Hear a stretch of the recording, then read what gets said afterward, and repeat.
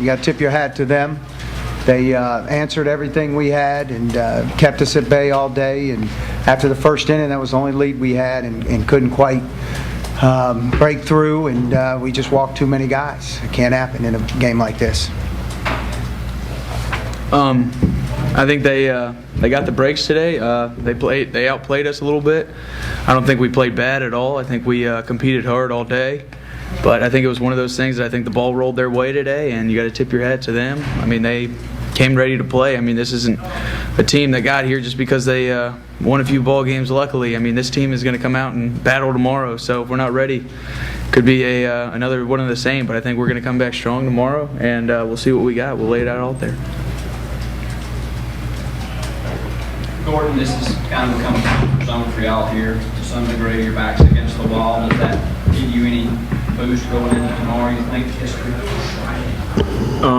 Well, I would say it definitely helps. You know, we've got our backs against the wall. We had it all backs against the wall all last week, and we won 4 straight. So I'm pretty sure we can win one game to go to Omaha. But you know, it's going to be a tough task because they're a good team, and they played well today. They outplayed us, and you know, we got to regroup and come out tomorrow ready to go.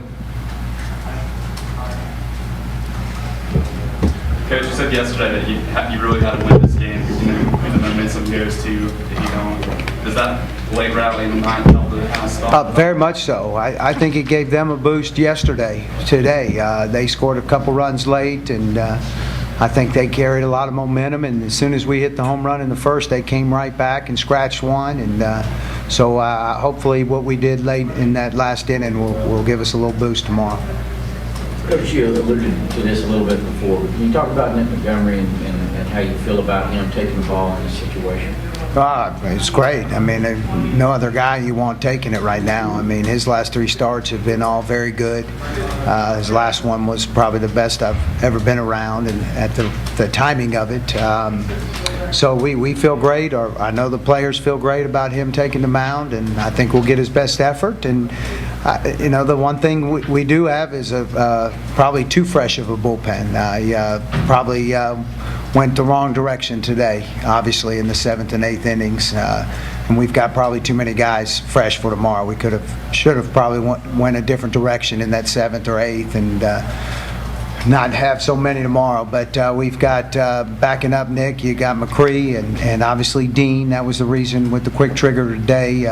Want to make sure we get him ready for tomorrow, and then anybody else we need, I'm sure they'll be ready. Harville, obviously, and then of course we got a fresh Josh Fields, so he could be real early tomorrow.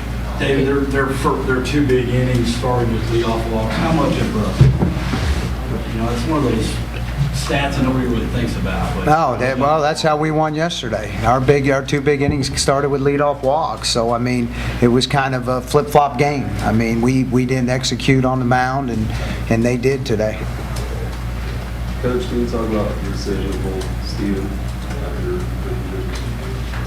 Esmond? Steven. Oh, Dodson? Well, he was a little tired. I mean, Steven, I think will admit to you. I mean, I would like to kept him in there, but you figure in that situation he laid it out there. Anytime you come in such a game like that, you know, you can double your pitches as far as fatigue goes, because every pressure-packed pitch and having to get ready in the bullpen, it's not like a starter. I mean, it's tough to come in the middle of the flow of a game and throw 70, 80 pitches, but he did a great job. He did everything we needed and kept us in the game. We just couldn't get a ball to fall. Taylor, are we getting to the point where you just wanted the next guy to come in to throw a strike? Yeah, I was way past that point. I'm shocked with Dean. I know he hasn't walked 3 guys in an outing probably. I couldn't tell you. I don't think that probably happened this year. Maybe at Oregon State way back then, but he just said maybe it was a little too much time off, but he was a little rusty today for sure. For Ryan and Gordon, can you guys talk about Nick a little bit? I've heard that, you know, besides his strong pitching here at the end of the year, I mean, that he's very much a leader type on the team. Can you just tell me how you feel about him leading out there tomorrow? I like him going. He pitches with a good tempo. I mean, it's easy to play defense behind guys that work quick, but I mean, Monty, you always know, is going to be around the plate. I mean, they're going to put balls and plays off of him. And I mean, it's one of those things that it's a lot easier going into a game knowing that you're going to have to play a little bit of defense than you are sitting back on your heels. I think today we got a little bit caught off guard because I think a couple of the infielders or whatever, we were falling behind hitters. And I mean, after that, you start sitting back waiting for the next ball to come instead of waiting for a ball in play. But, I mean, Monty's coming out there tomorrow. He's given us 2 good starts recently. And, I mean, we got all the confidence in the world right now. I mean, we're still at home, and we're still fighting for our lives right now.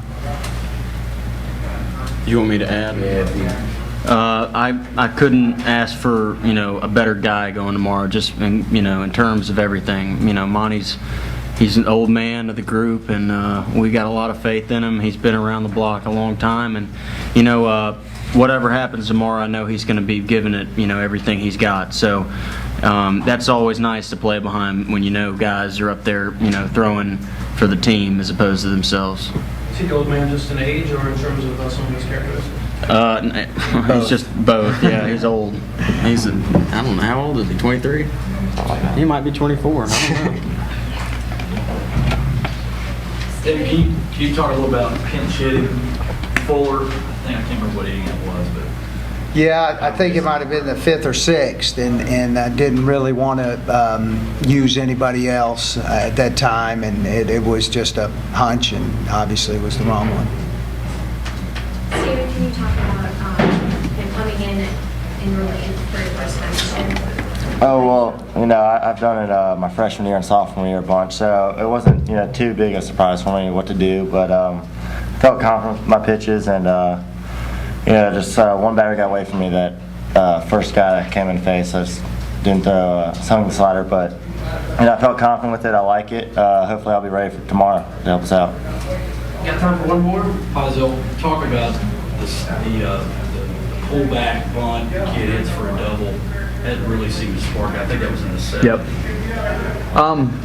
Yep. Once again, I mean, it followed a leadoff walk, and it's one of those things that, I mean, we can't be putting people on base, but I mean, it seemed like once that happened, it seemed like it took a lot of wind out of our sails, and it just really threw some momentum their way. But I mean, after that, I think Pond comes up and hits the sac fly, and I think after that, they rolled for 3 or 4 more runs that inning.